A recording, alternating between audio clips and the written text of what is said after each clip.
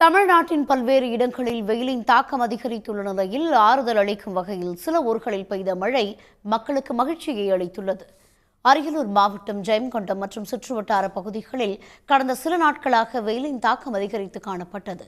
இந்நிலையில் நேற்று மாலை திடீரென கருமேகங்கள் சூழ்ந்து குளிர்ந்த காற்றுடன் மழை பெய்தது. இடி மின்னலுடன் சிறிது நேரம் பெய்த பலத்த மழையால் தாழ்வான சாலைகளில் தண்ணீர் பெருக்கெடுத்தது. மழையால் வெப்பம் தணிந்து சூழல் நிலவியதால் மக்கள் மகிழ்ச்சி அடைந்துள்ளனர்.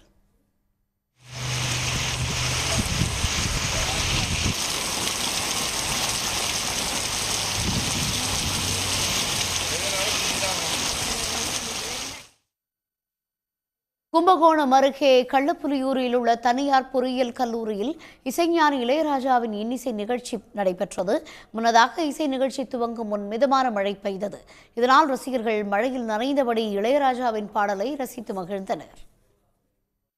சிவகங்கை மாவட்டம் காரைக்குடி சுற்று வட்டாரங்களிலும் மிதமான மழை பெய்தது. கடந்த சில நாட்களாக வெயில் வாட்டி வந்த நிலையில் கோவிலூர், காரைக்குடி, நாச்சுழியேந்தல் பகுதிகளில் பெய்த மழை மக்களுக்கு மகிழ்ச்சியை அளித்துள்ளது.